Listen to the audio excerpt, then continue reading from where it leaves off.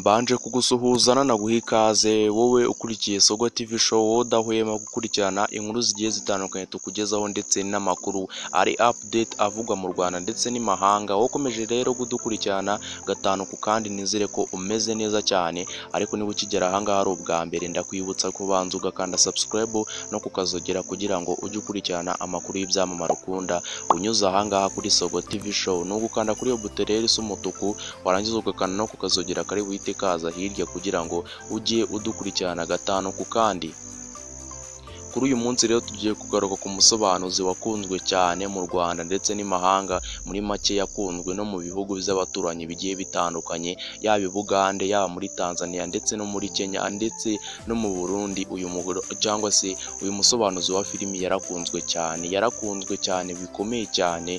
Gusa Rocky Kirabiranya nawe utamuzi aka kageni, usibye wenda umuntu utareba filimi. Rocky Kirabiranya rero ni umusobanuzi usa nkaho ari mushya kuza cyangwa se aribwo akiza mu mwuga wo gusobanura filimi azicira mu rurimi rw'ikinyarwanda. Rocky Kirabiranya rero uyu munsi ibyamubayeho zinagahomamunwa. Uyu munsi ibyamubayeho byateye impagarara mu mujyi wa Kigali ndetse no mu Rwanda hose. Uyu munsi rero uwitwa Rocky Kirabiranya icyabaye nta kintu. Rocky Kirabiranya ubundi muzi yuko adafite umugore, ntawe afite koko, n'ubundi nibyo niyo makuru ahari yizewe, kandi nta nubwo wenda aratera ivi wenda ngo avuge ngo mfite fiyanse, nta nubwo aratangaza fiyanse koko, ariko ntituzi Rocky impamvu atabikora. Yabanje gushaka ifungo nk'uko abivuga, yabanje gushaka cyangwa se kubaka ikofi. Gusa Rocky Kirabiranya kuri uyu munsi ibyamubayeho ni abantu babiteguye kugira ngo bize kuba. Gusa ababiteguye haguyemo umuceri rwose, Imana irabisesa rwose, isenya imigambi mibi aba bantu bari bafitiye Rocky Kirabiranya. Gusa rero Rocky Kirabiranya yagize amahirwe akomeye cyane, ntiyafungwa. Gusa nawe bakimara gukora iperereza byihuse cyane bahise bafungura Rocky Kirabiranya, ahubwo bajya gufata uwo muntu wateguye iyi plan yo gufungisha Rocky Kirabiranya. Uyu muntu rero wateguye iyi plan yo gufungisha Rocky Kirabiranya yamufungishije amubeshyira yuko yafashe umwana muto ku ngufu, yafashe umwana utaruzuza imyaka y'ubukure. Ariko uyu nguyu wabivuze bari bafasanganywe bafitanye beef. Gusa Rocky ntabwo yifuje gutangaza ikibazo biye bafitanye kuko ngo kiri private. Rocky niyo mpamvu atifuje kugitangaza. Rero ibingibi bikimara kuba, ibingibi bikimara gukusanwa, ibimenyetso bikimara gukusanwa, byakozwe mu kanya gato nko guhumbya, Rocky ahita afungurwa ayigendera mu kazi ke gasanzwe. Rero mu masaha ya nimugoroba, mu masaha 9 gutyo, nibwo Rocky yahise atangaza ibingibi ndetse ayanerekana n'amafoto y'uko byari bimeze. Gusa RIB, ikigo cy'ubugenzacyaha RIB cyabashije guperereza neza, gisanga koko uno muntu nta bimenyetso bigaragara afite, ahubwo uyu muntu ahita afungwa byihuse cyane azira kubangamira umutekano w'ikiremwa muntu.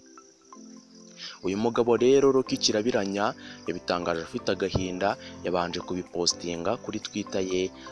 Nibwo yabipostinze avuga ati koko abantu bashiritse ubwoba, koko ni gute umuntu atinyuka gutanga undi amubeshyera kandi ari ibintu yahimbye, yarangizaga avuga ikintu nka kiriya gifite uburemere ngo ndagira cyangwa se ngo nafashe ku ngufu.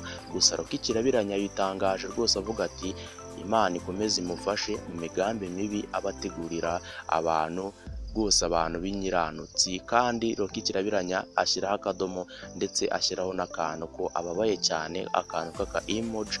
Rocky rero akimara gutangaza ibi, abantu benshi batunguwe n'iyi foto rwose, bavuga ati se koko uyu ni Rocky tuzi, yaba yambitswe amapingu gutya? Gusa rero Rocky nawe bamusanze muri studio aho yasobanuriraga filimi, ni filimi y'uruhererekane yasobanuraga ayishyira mu kirimi cy'ikinyarwanda, nibwo yayisobanuraga. Rero bahise bamusanga muri studio byihuse cyane, bamwambika amapingu, bamusohora ayo mafoto. Rero niko baje kuyafata.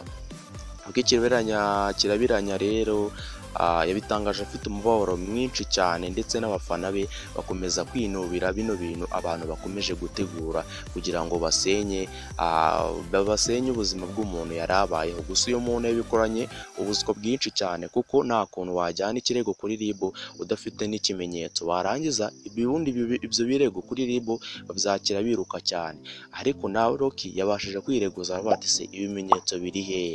N'uyu mukobwa bamupimye kuko basanga nta n'imibonano mpuzabitsina aheruka gukora, usibye yuko Rocky Kirabiranya yarenganaga rwose, yakubitiye mu gafuka. Icyo ngusaba rero no gukanda subscribe, ubundi tukajya tubana umunsi ku munsi uko bwije n'uko bukeye. Ciao mwari kumwe na Sabo, ibuka gukanda subscribe tujye tubana, tujye dukomeza turye show tunyuze aha ngaha. Ciao.